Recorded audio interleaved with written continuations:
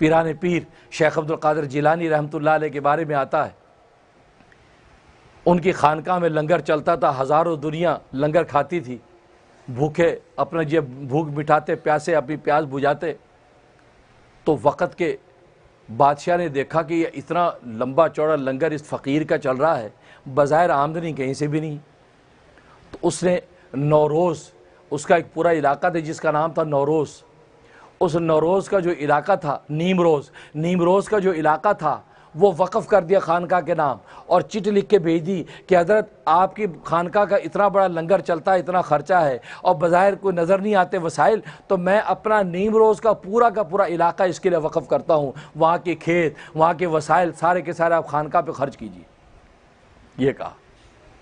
اور نیمروز کا معنی ہوتا آدھا دن، 12-1 بجے کا اس کو نیمروز بولتے ہیں، یہ معنی ذہن میں رکھنا تو آگے بات سمجھ میں آئے گی۔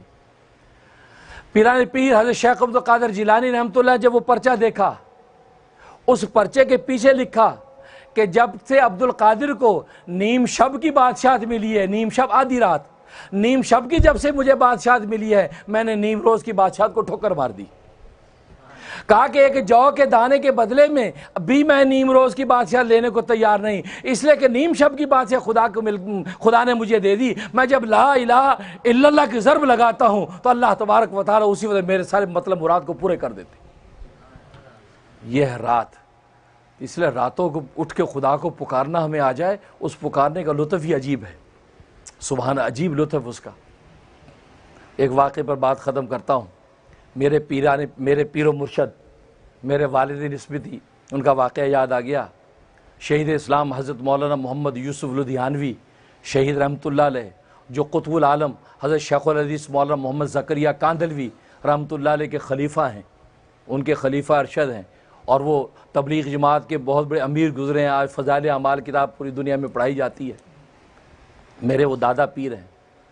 تو ایک مرتبہ میں بیٹھا تو حضرت والا کے پاس ایک شخص آیا، کہا جی پنجاب میں مسجد بنانی ہے، 3 لاکھ کا خرچہ ہے، 3 لاکھ، یہ آج سے 25 سال پہلے کی بات ہے، 3 لاکھ کا خرچہ ہے۔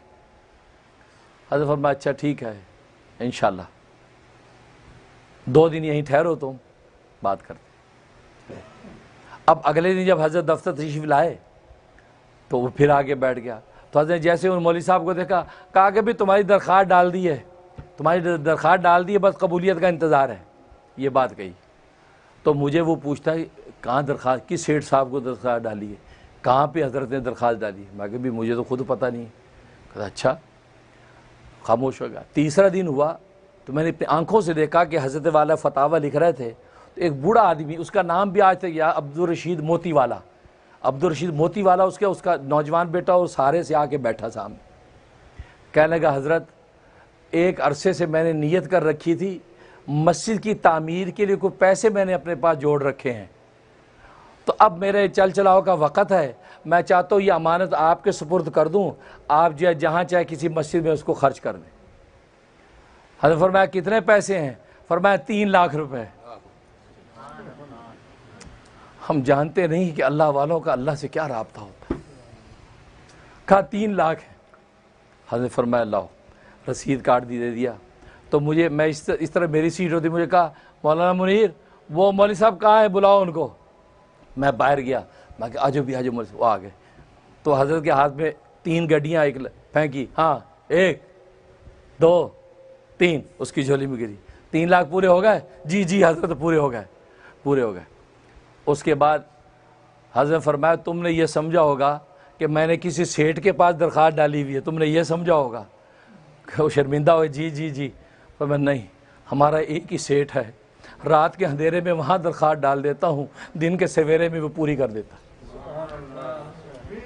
اللہ۔ تو پھر میری طرف دیکھ کے کہا کہ مولانا منیر رات کے اندھیروں میں اس رب کے دربار میں درخواست ڈالنا سیکھ لو، دن کے سویروں میں تمہاری کفایت خود کرے گا۔ آج تک یہی کوشش ہوتی ہے کہ اللہ کے سوا کسی کے آگے ہاتھ نہ پھیلاؤں، اور واقعی اللہ تبارک و تعالیٰ کفایت کرتے ہیں۔ محبت والے خود ہی آگے دیتے ہیں، خود ہی سمجھتے ہیں، اللہ دلوں میں ڈالتے ہیں، اور کبھی چل کے چندے وندے کرنے والے وہ عزیمت والے لوگ ہیں، وہ بھی سنت ہے، وہ منع نہیں ہے، لیکن بات ہوئی ہے وہ حضرت یہی تربیت کی کہ راتوں کے اندھیرے میں درخواستیں ڈالنا سیکھو، دن کے سویروں میں تمہاری مرضیاں خود پوری ہو جائیں گی۔ آج راتوں کی قدر ہم نے بھلا دی ہے، راتوں کو اٹھ کے خدا کے آگے ایک درخواست ڈالنا ہم نے چھوڑ دیا ہے، اس لیے آج دن کے سویروں میں پریشان نظر آتے ہیں۔